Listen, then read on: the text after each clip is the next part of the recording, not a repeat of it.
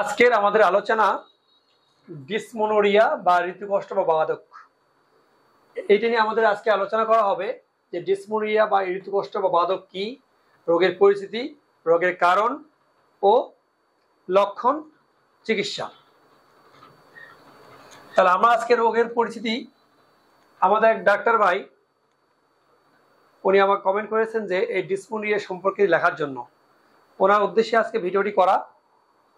আপনাদের যদি কারো এরকম মনে করেন ভিডিওর প্রতি আকর্ষণ থাকে যে আমার এই ভিডিওটি প্রয়োজন, অবশ্যই আপনারা কমেন্ট করবেন, আমি চেষ্টা করবো ইনশাল্লাহ। চলুন তাহলে আমরা যাই এখন। ডিসমোনিয়া বা ঋতুকষ্ট বা বাধক কি বা রোগের পরিস্থিতি কি। ঋতুকালীন সময়ে নানাবিধ কষ্ট হয়, বিশেষ করে স্বল্প ঋতু, বেশি চাকা চাকা হওয়া, কালো কালো হওয়া, বা ঋতুস্রাবের পূর্বে বা সময় পরে গন্ধ গন্ধ ও বর্ণ নানান কষ্ট হয় এই রোগের বৈশিষ্ট্য। চলুন তাহলে ঋতুকালীন স্ত্রীলোকের নানান প্রকার কষ্টকর লক্ষণ উৎপন্ন, যেমন স্রাব অল্প বেশি, কালো রক্ত, চাকা চাকা রক্ত ইত্যাদি। অর্থাৎ ঋতুস্রাবের পূর্বে সময় পরে গন্ধ বর্ণ নানান কষ্ট হওয়াই এই রোগের বৈশিষ্ট্য। তাহলে আপনারা বুঝতে পারছেন ঋতুস্রাবকালীন এর বৈশিষ্ট্যটা কি, যে তার গন্ধ থাকবে, বর্ণ থাকবে, ঋতুস্রাবের আগে বা পরে বা সময় প্রচুর ব্যথা হবে, আর কি হবে, চাকা চাকা ব্লাড হবে, কালো ব্লাড হতে পারে, এটি এর বৈশিষ্ট্য। রোগের কারণ কি? জরায়ুতে ইনফেকশন, ডিম্বাশয়ে সিস্ট, জরায়ুতে সিস্ট, জন্মগত ত্রুটি, তাহলে আপনার বাধক বেদনা, জরায়ুতে সিস্ট, জরায়ুগত ত্রুটি, জন্মগত ত্রুটি। তাহলে জরায়ুতে ইনফেকশনের কারণে হতে পারে, ডিম্বাশয়ে সিস্ট বা টিউমার হলে হতে পারে, বাধক বেদনার কারণে হতে পারে, জরায়ুতে সিস্ট বা টিউমার কারণে হতে পারে, জরায়ুর গঠনগত ত্রুটির কারণে হতে পারে, জন্মগত ত্রুটির কারণেও হতে পারে।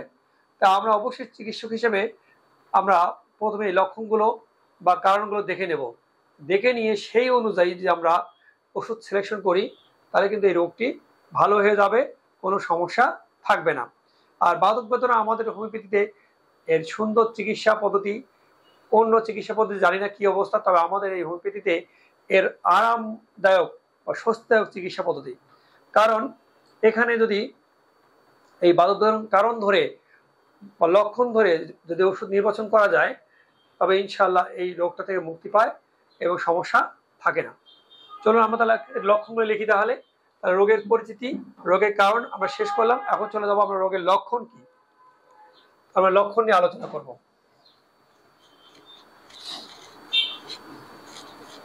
লক্ষণ পরবর্তীতে ইনশাল্লাহ চিকিৎসা পার্ট বাই পার্ট আলোচনা করা হবে।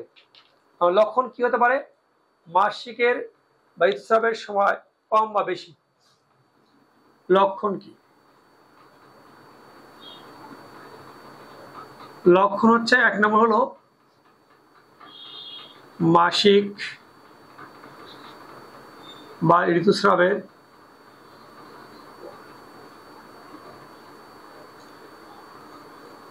পরিমাণ কম বা বেশি। তাহলে মাসিকের সময় ঋতুস্রাবের পরিমাণটা কম হতে পারে, বেশি হতে পারে, ঠিক আছে, অল্প হতে পারে বা বেশিও হতে পারে। 2 নম্বর, ঋতুস্রাবের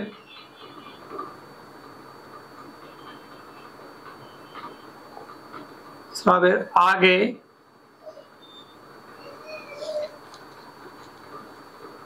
সময়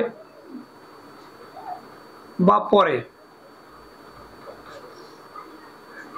বাধক বেদনা বা বাধক বেদনা। তাহলে ঋতুস্রাবের আগে সময় এবং পরে, তাহলে ঋতুস্রাবের আগে সময় পরে বাধক বেদনা বা তলপেটে ব্যথা, প্রস্রাবের জ্বালা পোড়া,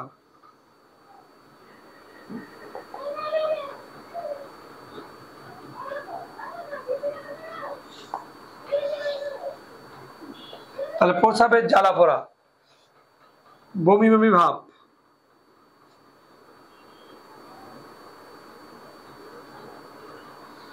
বা অজীর্ণ, অক্ষুধা ইত্যাদি সমস্যা হতে পারে। ঠিক আছে, তাহলে মাসিকে বা ঋতুস্রাবের পরিমাণ কম বা বেশি হতে পারে, ঋতুস্রাবের আগে বা সময় পরে বাদক বেদনা, তলপেটে বেদনা, প্রস্রাবের জ্বালা পড়া, বমিভাব, অজীর্ণ, অক্ষুধা ইত্যাদি হতে পারে। তাহলে এই সকল লক্ষণগুলো দেখা দিবে। আর আর কি হতে পারে?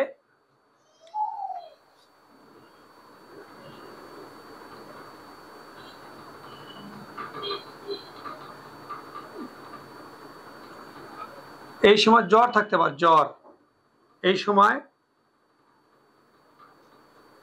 জ্বর হতে পারে। তাহলে এই সময় জ্বর কিন্তু হতে পারে, জ্বর আসবে, প্রচন্ড পরিমাণে জ্বর আসতে পারে, বা অলসতা লাগতে পারে, বা দুর্বলতা লাগতে পারে, মাথা ঘোরা, মাথা ঘোরা, মাথা ব্যথা, অলসতা,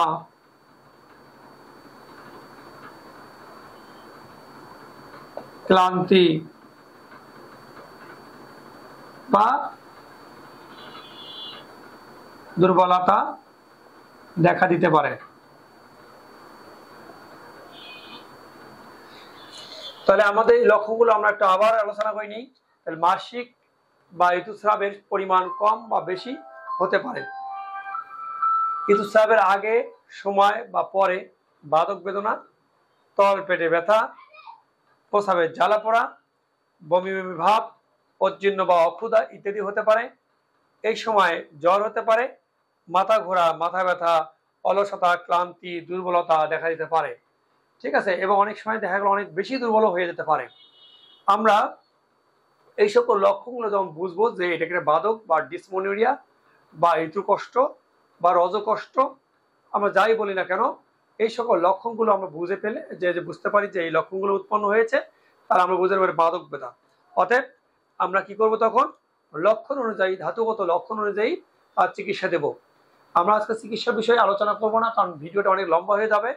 আমরা আগামী মানে পার্ট 2 এ, এটা পার্ট 1, এই পার্ট 1 এ আমরা আলোচনা করলাম এই লক্ষণ, কারণ নিয়ে বা পরিস্থিতি নিয়ে। পরবর্তী ক্লাসে ইনশাআল্লাহ চিকিৎসা নিয়ে আলোচনা করা হবে, এবং লক্ষণগুলো চিকিৎসা এবং কি কি ওষুধ আসবে তার বিস্তারিত আলোচনা করা হবে আগামী ক্লাসে ইনশাআল্লাহ। আসসালামু আলাইকুম।